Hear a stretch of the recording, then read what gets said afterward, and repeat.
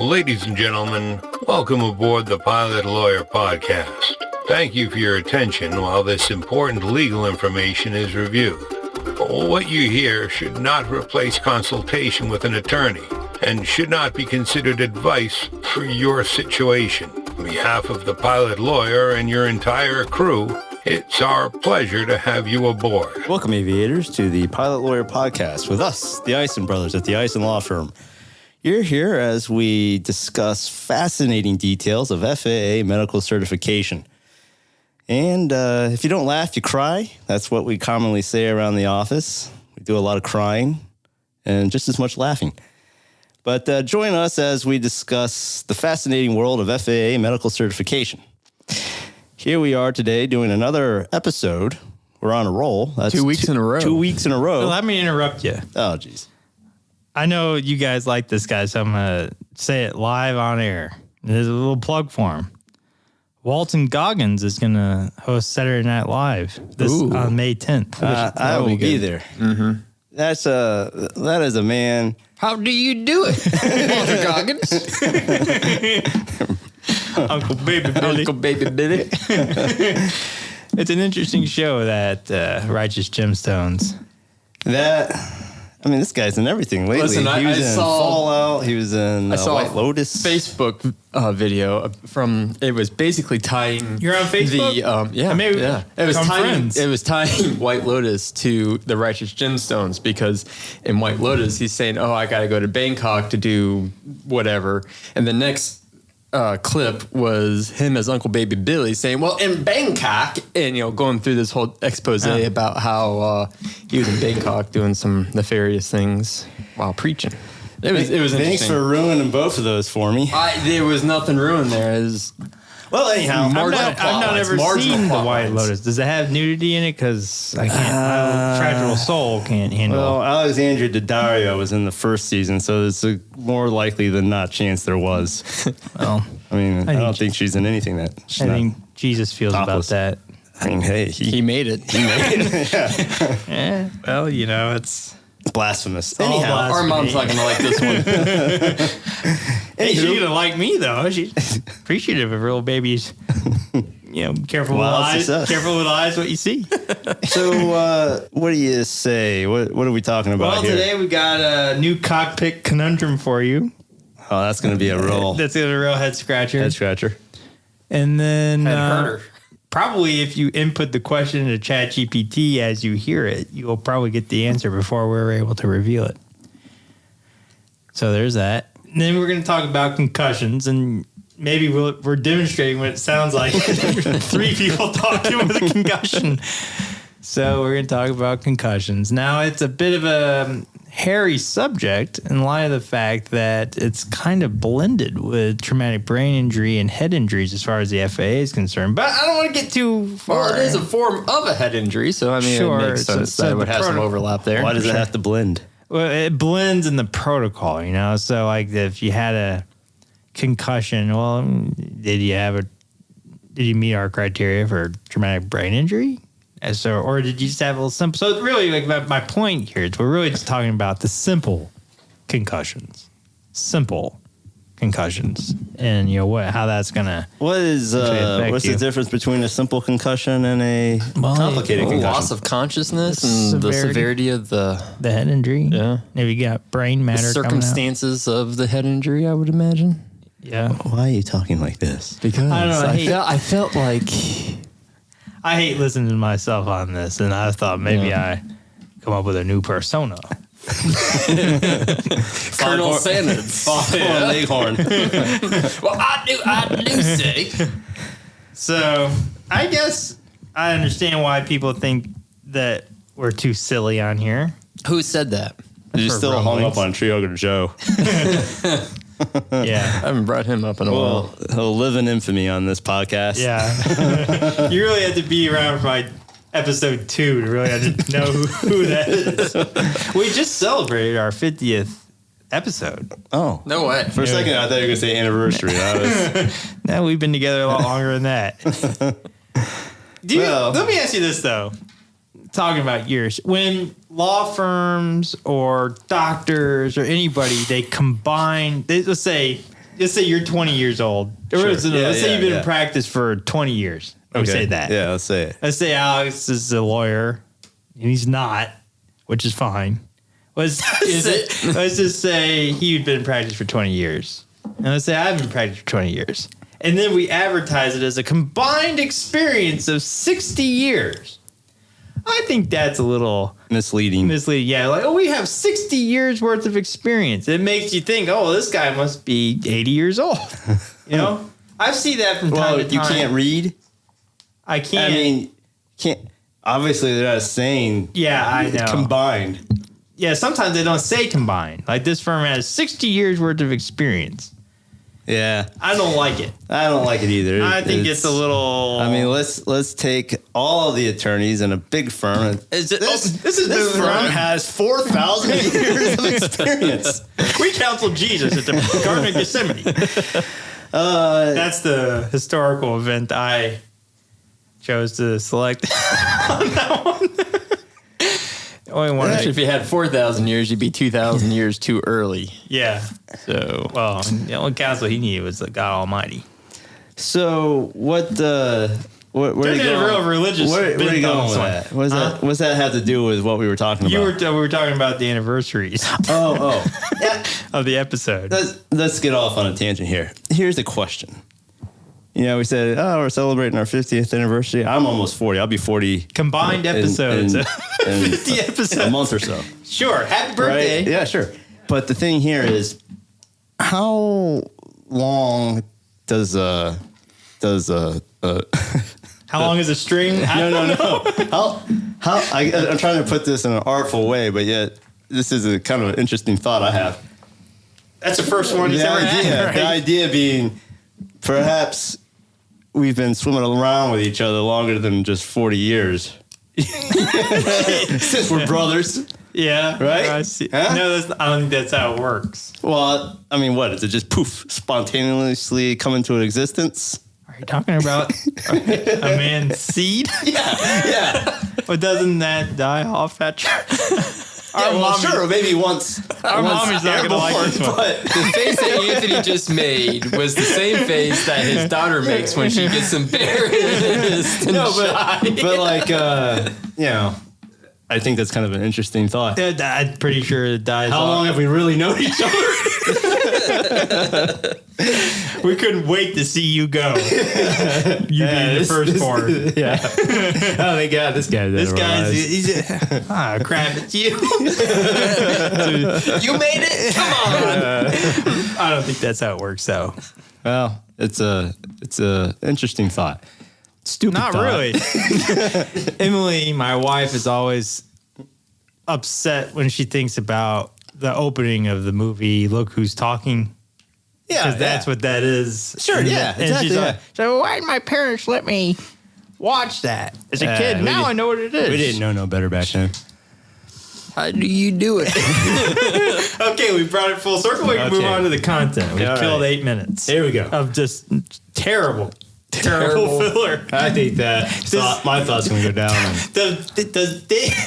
Does Dave Ramsey, I've never listened to his show in full, but does he have this kind of filler?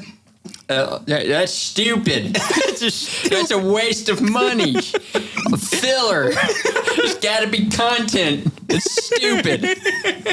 There you go. All right. So concussions. What are they? How do they happen? When do they happen? What are the results? So one thing I'll say off the top is if you've had a concussion, what we'll see plenty of times, and this is something that pops up quite a bit. So what were you doing to get the concussion? Were you drunk? No. Were you intoxicated? Not this time. Were you doing drugs? No. Were you doing something you shouldn't or couldn't do appropriately, and so on and so forth? Because that can come out in the medical records ultimately as the FAA reviews your concussion. Were you spelunking? Spelunking. Spelunking.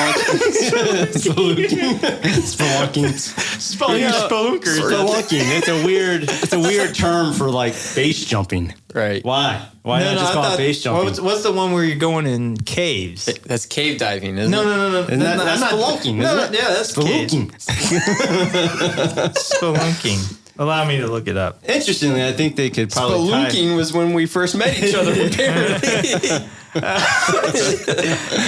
They were going to lose our clean rating and One easy episode. Well, so the idea there being that if there was some kind of nefarious reason that led to you getting a head injury or being concussed, that might also be aeromedically significant as well.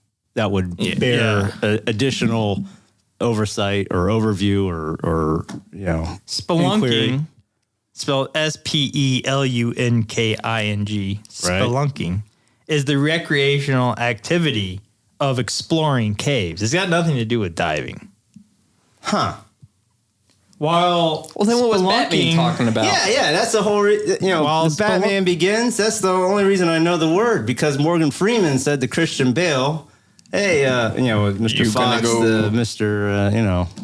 Wayne, said, hey, what are the billionaires spelunking? And he was wanting to get all this, he lives in a cave. Yeah, he's but got to repel, though. Yeah, I but mean, he was getting all this repelling gear. So, what? I've always put the two together. Well, As, incorrectly. While spelunking is commonly used in the U.S., serious cave explorers often prefer the term caving because spelunking can carry a bit of an amateur or hobbyist connotation. So if you were out there caving, you hit your head, then that's fine. That's probably not going to be a problem so long as you weren't it's funny. intoxicated while Caving caving. in L.A. might be a different kind of caving than in. I don't know what that means. Is it some sort of double meaning? Are you doing something here? Is this a bit?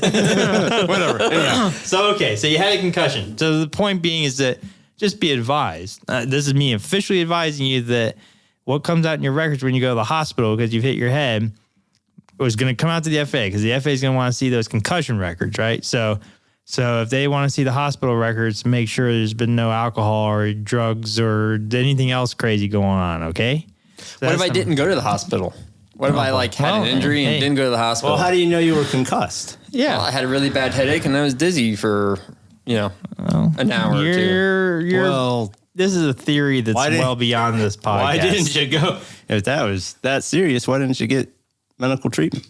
Are you having side effects? Are you having problems now? No, I'm fit as a so why are you bringing it up? Are the side effects in the room with us right now? All right. So let's say that we're working off this hypothetical here where you have a situation on having had a concussion. You have to report it to the FAA. Now, there's also an element of whether or not you've had a situation where you've been unconscious. All right. So if you've been unconscious, you're going to have to report that on your medical application. But otherwise, a head injury such as concussion would be where, Chris, or where would we put it on the medical application? I put 18X. 18X. For other illness, disability, or surgery, which interestingly, I mean, when you hear the word other illness, you don't really think concussion. I mean, how is it an illness? I mean, sure, it's probably got like a ICD-10 code or something like that. Anything that would have an ICD-10 code, I would say should probably go in 18X if it's not captured in the other. There's an ICD-10 code for getting hit by a plane on a runway. I mean, that's not an illness. Hey, I'd still put it down. Your face is an ICD-10 code. All right, so going to put it down in your medical application. Now, is your AME going to be able to issue it? Well, there are two opportunities where in a concussion... one opportunity where a concussion could potentially be issued by your AME, it wouldn't require a deferral. So this is a situation where you've essentially had a concussion 5 or more years ago, and the AME can appropriately answer all of the questions as no on the brain injury decision tool for the aviation medical examiner. Those questions are as follows. Did the injury occur within the past 5 years? Now, this, again, kind of blends with the head injury, brain injury, but this is what is going to be assessed by your AME when you've had a history of a concussion. Did the injury occur within the past 5 years? If yes, you're going to get deferred. If no, okay, you're doing well. You've passed number 1. Number 2, Have you had any of the following for 1 hour or longer? Loss of consciousness, alteration of consciousness, post-traumatic amnesia. Yes or no? If you hit no, you're doing well. Amnesia is an interesting thing, and I'm not belittling it for the individuals that have had amnesia, but there's an episode of Wings, the NBC classic, where Lowell, the mechanic, says, what if I have amnesia and I've been living out an entire life with amnesia? Unfortunately, I remember your guys' face going way back, so I don't think that's the case for me. I wonder if that's possible, though. People just live their whole lives, have to start all over. Well, I'm sure, yeah. Like a John Doe that's brought into the hospital. A Jason Bourne. Hey, they wouldn't. Yeah, Jason Bourne. They wouldn't make a movie, which interestingly, Walter Goggins was in Jason Bourne. That's right. It's a real blessing to turn that back and be able to bring that back. Thank you, Walter. But the idea, though, is that, well, let me ask you this. It's a loss of consciousness or alteration of consciousness, right? Yeah, so What is alteration of I've lost consciousness? I'm out of it. Alteration of consciousness, I'm Dazed and confused. Dazed and Yeah. confused. Not knowing where you And are. is there a time limit on that one as well? For 1 hour. 1 hour? So if I was dazed and confused for 59 minutes, Yeah. well, we don't need to worry about it. Well, who's starting the clock? Yeah. I mean, The guy that's dazed and confused. yeah. According to ChatGPT, though, might as well. Yeah, sure. Key feature of loss of consciousness, total blackout. Person does not remember the period of unconsciousness, which is an interesting piece because if there was alcohol involved in loss of consciousness, sometimes there's a question of, well, how high was your blood alcohol value and does that meet criteria? Impaired control use, increased tolerance. And so being unconscious can factor in To your benefit. To your benefit, or one way or the other, as far as alcohol might be concerned. So there's a thought process, but it might also be to your detriment. So it's hard to say. But if we don't know what caused was it the head injury that caused the lack of consciousness, or the alcohol use? That's going to be question number one. Now, alteration of consciousness. The key feature is the person remains at least partially responsive, but may be confused or have impaired judgment. So kind of like how Alex carries out My existence. Most drivers on the roads in Florida. Feeling dazed, confused, disoriented, slow to respond, seeing stars, or having a memory gaps without full blackout. There's so many of those things that apply to my life. Yeah, absolutely. The stars. So that's two. So if you're saying no, let's just assume you're saying no to all of these. Any seizures 24 hours or more after the injury. If you're saying yes to that, you've got a bigger problem with the FAA. They're going to hold you out for at least 5 years. But you may already be 5 years post-concussion if you're going down this decision chart, because you have to be after 5 years to go down this decision chart. Has your FAA medical certificate been denied? Are you concerned you may not be able to get a medical certificate from the FAA? Are you at risk for FAA action for failing to report your medical history appropriately? Call the pilot lawyer at 1-855-FAA-1215 to discuss your options for getting the FAA to issue your medical certificate and get you flying. We are happy to evaluate your case and discuss with you a plan for presenting your case to the AME or the FAA. Aviation law is all we do, nothing else. I'm sorry. I was following you intently, and none of that made sense. Your injury, in order to go through this chart that I'm reading, Sure. to potentially be issued by your AME, Right. your injury can't have occurred within the past 5 years. Oh, so it has to be at least 5 years At old. least 5 years. 5 years out from the incident. Correct. But if it was within the last 5 years. You're getting deferred. Okay. But where it says here about the seizures, Yeah, sure. in theory, that seizure look back is going to be a 5-year concern as well. But if you had a seizure, you're getting deferred so that they can assess, well, do you have epilepsy or do you have some sort of issue that's going to cause recurrent seizures? Does that make sense to you now? It tracks. All right. It The tracks. next one is, was the mechanism of injury due to high impact penetrating forces, such as a gunshot or a severe trauma. Now, I think we've said this before on an episode previously, but if you've been shot in the head and you've lived through that, not only do you deserve a medical, you deserve a medal. That's crazy. They already got a medal. But ching. That's the bridge too far. Whatever. All right. If we don't get like this part over this one. Okay. The brain imaging, CT or MRI reveal any hemosiderin or blood in the brain. Brain contusion, intracranial bleed, hematoma, epidural hematoma, subdural hematoma, or diffuse axonal injury or skull fracture, depressed or non-depressed. If imaging not clinically indicated and not performed, mark no. So what they're getting at here is if you have these indications of blood that what the FAA's concerns could potentially lend to a higher risk for a potential seizure, that is going to be something that they'll want deferred so that they can assess in more depth. Now, if the AME issues the medical without the indication for imaging, is there potential that the FAA could come back and ask for imaging? Yeah, they could come back on the back and say, well, you got any imaging? So, well, no, I don't. Do I have to go for some? We'll answer that after the Cockpit Conundrum. Number 6. Does this individual have any current cognitive or neurological symptoms, any abnormalities on neurological examination, or is the individual receiving disability benefits due to the injury? That's a no. You get to move on to the next one, which is, do you have any clinical concerns about this individual? So I got concerns, but clinical, no.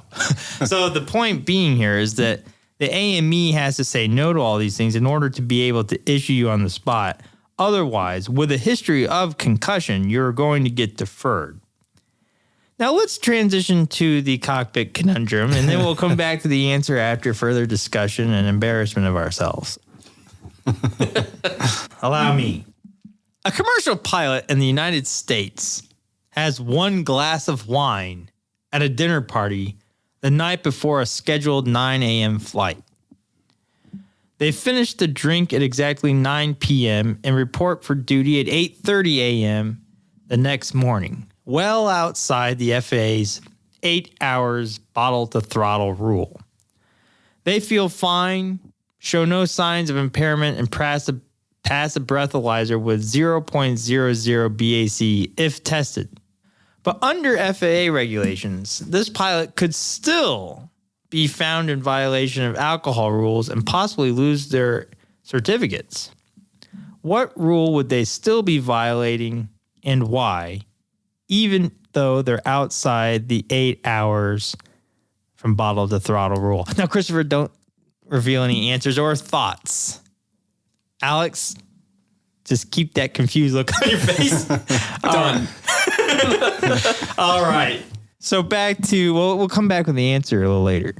So back to the concussion. So what would it behoove you to do perhaps before you see your aviation medical examiner? A neurological exam. What? Yeah. So tell us more about that, Christopher.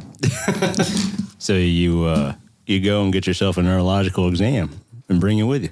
Yeah, basically, I would say probably go to a neurologist that would be the best one to go to, although you might be able to go to maybe kind of a general practitioner or something like that for just a kind of run-of-the-mill neurological evaluation. But if you can see a neurologist, all the better. And you go in there, you tell them about your history. If you have medical records, you take those medical records with you so that they can review them. They do their evaluation. Then they're going to write a detailed clinical progress note, which should detail the history, their findings on examination, whether or not there's any ongoing, what do they call it, sequela? Yeah. Sequela. It's something. If there's ongoing issues related to the concussion history, what your prognosis looks like, need for any treatment, things along those lines, right? The idea being, is this person going to have some type of sudden incapacitating event while flying due to this history of concussion? I think if you took this worksheet with you to your neurologist, and you had a detailed clinical progress note generated, and it went through at a minimum these items, right? These 6 items, and it clearly answered that for the AME. Then the AME is not having to guess and say, well, I guess I'll take your word for it, and blah, blah, blah, blah, blah. Whereas if you have a letter from a doctor that gives them the confidence to be able to say either yes or no on the questionnaire, that's going to be your ticket. But you got to keep in mind that... How recent should that be? I would say within 90 days at a minimum. That seems to be kind of the... That's the run-of-the-mill time frame. Now, concussions, you could potentially have had a concussion outside of this diatribe, of this paradigm, of this scheme, if you will, right? Maybe you had a concussion within the past 5 years. Maybe you've had a concussion and you did have loss of consciousness. Maybe you had a concussion. So you're getting deferred. You're getting deferred. Now, the question then is going to be, well, what am I going to have to do at that point? Well, you're still going to have to get the letter from the neurologist. So you should see the neurologist. And then there's going to have to be records from the hospitalization. There's going to have to be a series of other documents that'll need to be provided depending on the severity of the concussion and what associated issues there were with it. You know, if you had an MRI and it did reveal that you had hemosiderin in the brain, you know, that's going to be a whole new workup for the FAA to consider whether or not you're at risk for potential seizure. Versus if you didn't have an MRI and there was no hemosiderin, then you're not going to necessarily going to have some of the additional information like a fresh MRI, neuropsychological evaluation, and so on and so forth. My recommendation would be to know what's in your medical records before you go see the AME to see, well, did I have an MRI when I was at the hospital? And if so, you know, was there hemosiderin or was there some finding that's going to thrust me into a higher level of review? We did do an episode on the podcast here about head injuries, wherein we walked through those various criteria and what the differences were. So I would encourage you to turn this off immediately, even before we get to the answer of today's Cockpit Conundrum.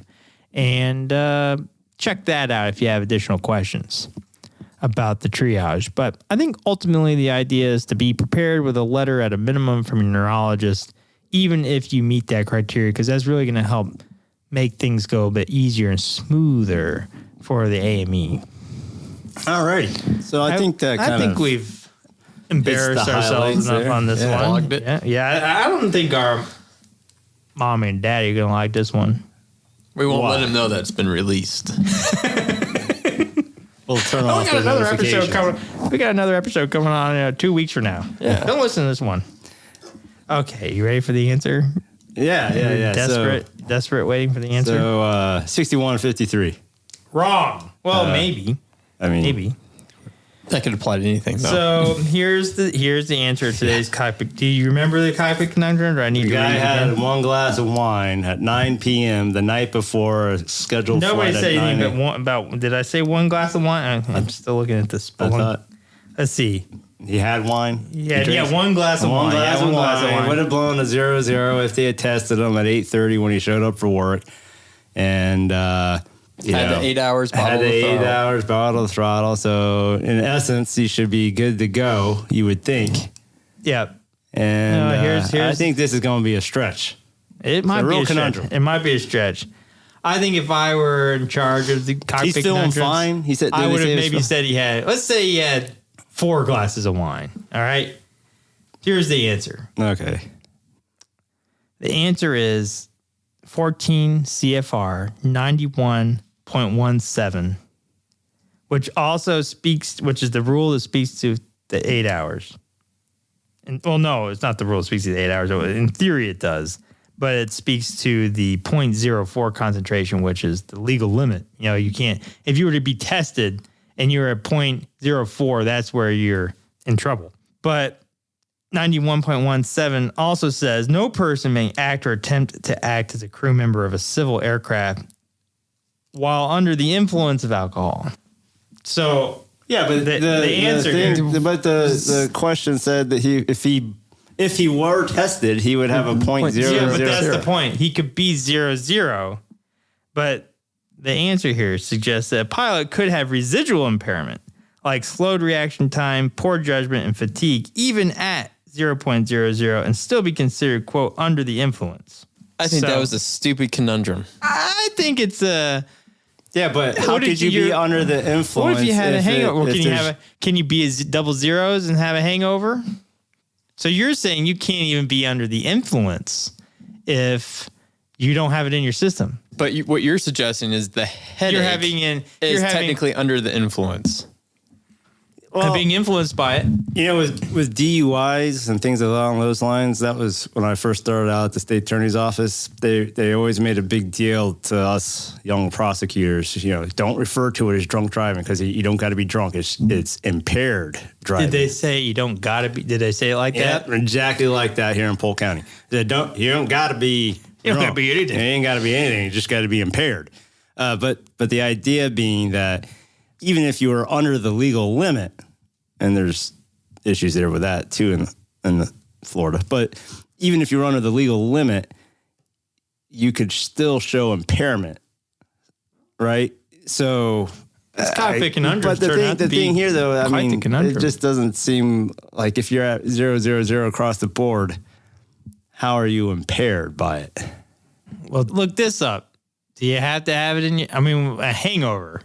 That's, I've just come back to a hangover. Or I'm tired. I was out partying with my one glass of wine. Well, then I think it goes back to 6153. Like, if you feel that you are... But the 6153 would suggest that I know or have reason of a medical deficiency. Google's suggesting that a hangover is a symptom of mild alcohol withdrawal. My gosh, this is turning into a real conundrum. This is a real... We're going caving here. But 6153 would suggest that I'm not able to meet the criteria to hold a medical. So I could... how is it then that... This person could have a hangover, but still be capable of meeting the criteria to hold a medical. So I wake up with congestion. Yeah. And sinuses are messed up. Yeah. Should I go fly? Well, shouldn't I can still meet the criteria. I mean, I just got a little cold. Yeah, well, that's what I'm saying. 6153 so it's just a little cold. It's so poorly written. It's so poorly.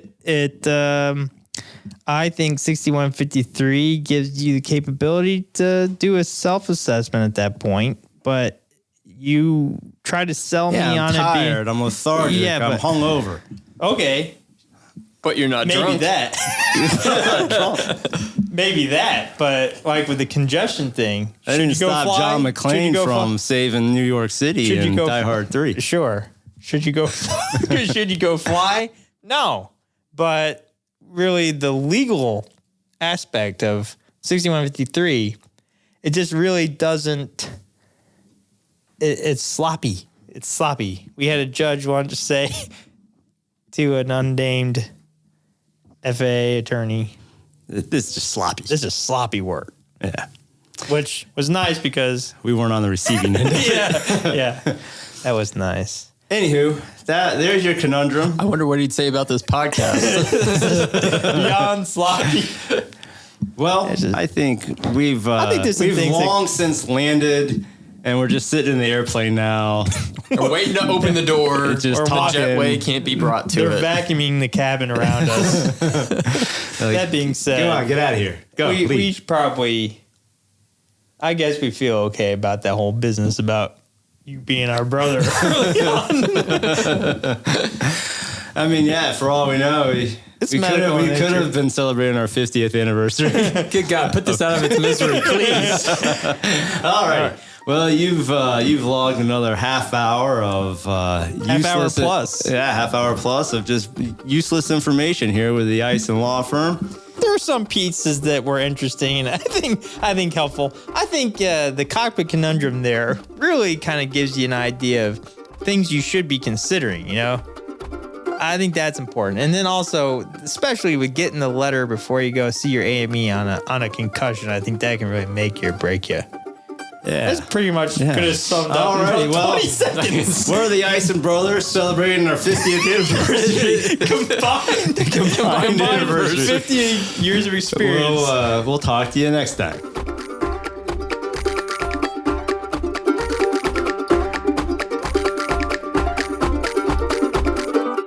This is thepodcastfactory.com.